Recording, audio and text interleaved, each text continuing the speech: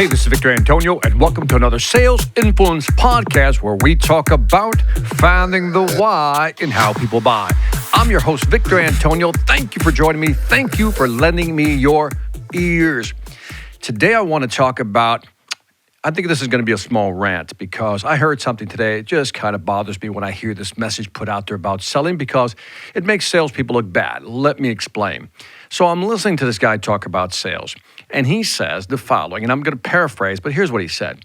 If you sell somebody who comes into, let's say, your retail store, and you sell them, great. That's kind of a transaction, he said. It's a sale, but it's really a transaction. He said a real sale is when they said no, and you convince them to say yes. He said, that's a real sale. And I thought about that. I go, what kind of logic, what kind of twisted logic is that? Now, this person's obviously promoting their program, their books, and so forth. But I started to think about this is why salespeople get a bad rep.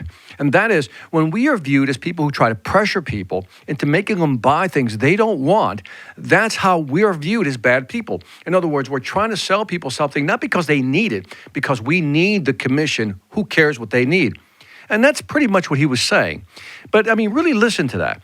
That if a person comes into your storefront and they buy right away, you show them value and they said yes, that's more of a transaction. That's not real selling, he said. But if they said no, and then they turned around and you happen to kind of manage it in a way that you persuaded them, you influenced them to say yes, then that's a real sale. Now let's really kind of deconstruct that. Let's say a person comes in and realizes it's not what they want. The last thing you want to do is have a salesperson nagging at you to buy something that you've acknowledged that you don't want. See, this person, this trainer, was treating people like zombies, like idiots who didn't know good from bad or what they wanted. But a lot of people do know. See, we have this thing called the internet where people do research. They go online, they do research. They kind of know what they want.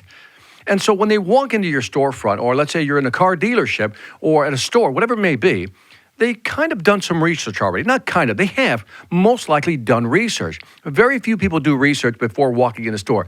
The majority of us review things online before we walk into a store. So we kind of have an idea of whether we want something or not. But let's go to the extreme. You walk in, you don't even know what you want. And then the person presents the value, and you say no. Based on this person's instructions, they should just keep selling. You should just keep selling them until you get them to submit, to tap out and say yes. And that's what's wrong with selling today. That too many salespeople, and I shouldn't say too many, that's too generalized, but too often I run across salespeople who have this mindset. It's a transactional mindset. Close them, ABC, always be closing, that mindset. And again, back in the 70s, back in the 80s maybe, you could get away with stuff like that. Why? Because you, the salesperson, had the majority of information. The customer was at your mercy, so to speak. They didn't have the information, so they were willing to trust you to help them make a buying decision. Fast forward, today we have the internet. People have information, and if you try to force somebody to buy something, in other words, after they said no, you still try to sell them, they're going to push back. It's called sales reactors. They're going to push back. But worse, not only are you going to lose that customer probably forever and for life, that person is going to tell somebody else about their experience at your company or your business. This is what this individual wasn't thinking about. He was looking at the immediate customer sale. I come from the school of thought that I'm looking at customer lifetime value. I sell you once, and I'm hoping that you enjoyed the experience so much that you come back even more. That's long-term thinking. Also, I believe that it's always value for value. If I present value and you see the value, let's make an exchange. My value for your money. That's a value for value exchange. But if I force you to buy something you don't want, because I'm a real good salesperson, I convinced you, I influenced you, what happens when you get home? Think about this.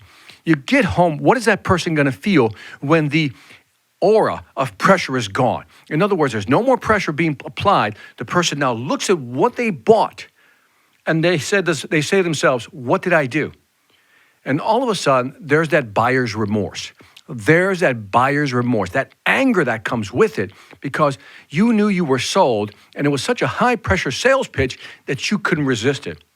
Now, blame the consumer, the buyer, for actually succumbing to that pressure. But where do we fit in as salespeople? What's our responsibility to consumers and buyers? Because when you're forcing somebody to buy something from you that you know they probably don't want or don't need, where does that leave you? What type of person would do that?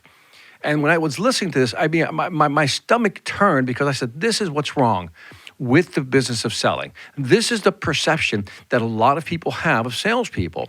They just want to close the deal. Doesn't matter whether you want it or not, they just want to close the deal so they can get their commission. So what's my suggestion? If I could talk to this guy, I said, why do you want to do that? Why do you need to find people to convince who've said no? Why do you need to convince them? Wouldn't it be better if your marketing strategy was better, where you only attracted potential clients who were more inclined to buy than not? Now think about that. Instead of just having anybody come in or try to sell to everyone, what if your marketing was so good that you just attracted people who pretty much knew your product, kind of wanted your product, and maybe just needed a little more convincing? These are the people you want to talk to. Maybe they just need some more clarity. Maybe they need guidance. That's what they want. That's part of the seller experience, right? How do we sell to them? And the buyer experience is, hey, this person really helped me clarify my thoughts on what I want. Because think about a situation you've been in where you go somewhere, you go to a store, and let's say you decide you don't want to buy that product. You're like, you know what, or buy that, let's say, suit. You go, nah, I don't want to get a suit today. A dress suit, if you're a guy. And now imagine a salesperson just banging away at you, trying to get you to close the deal, just trying to close the deal, trying to get you to buy this suit that's like $1,000, and you're like, I don't need it, I don't really want it, I was just looking. Now, when you look at that situation, I can only imagine what the person who's being sold is thinking at this point. How the heck do I get out of this place? How do I get away from this person? But worse, again, when they get home and they buy something they didn't want. I've seen this too many times. People get home, they buy things they don't want, and next thing you know, they're living with that regret and then often that shame, because they're ashamed that they actually bought it. A good example, and you may criticize me for this, is I know a lot of people who were pressured, literally pressured into buying a timeshare. And now, they've had this timeshare for years and they literally can't get rid of it. Why? Because they were pressured into buying. What happens is they created an environment where they got them in the room, they basically closed all the doors, had no windows, created this reality, and then pressured them so much so that they finally succumbed, or finally just accepted the fact that they wanted to buy that product or service, in this case, that timeshare. Now, that person now has to live with that decision. Now, the salesperson made their commission, they're happy, but now here's a consumer who now has to live with this decision for years to come because the salesperson was only concerned about getting a commission. This is why we as salespeople get a bad rep. So if a customer says no, it's no. No means no. I mean, it's that simple. This whole thing about, turn a no into a yes. Well, again, you got to be talking to somebody who isn't that knowledgeable. But most people in today's market know what they want. They simply have done the research. They know what they need.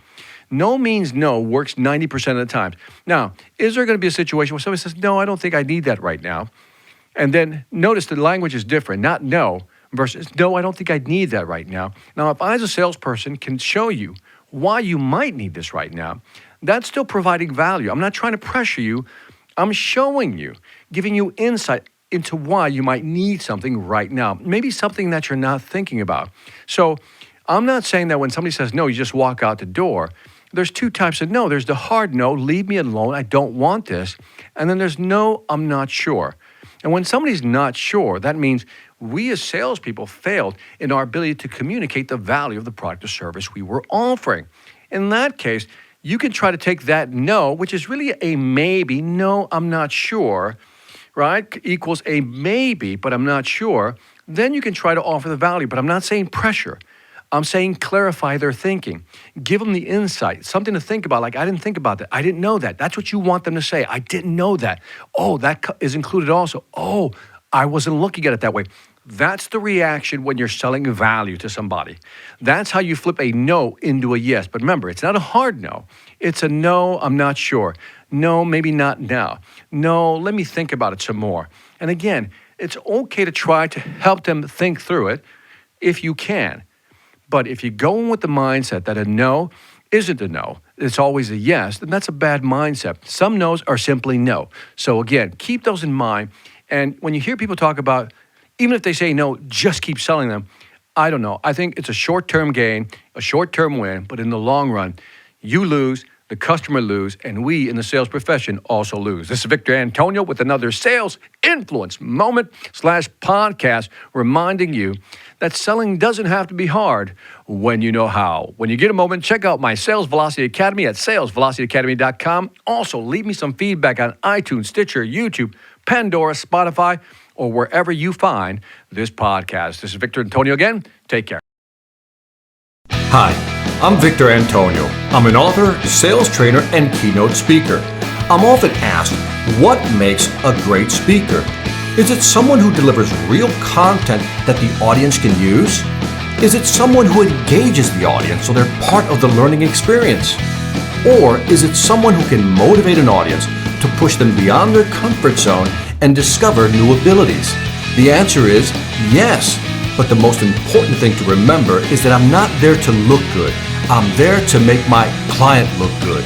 Simply put, it's never about me, and it's always about them.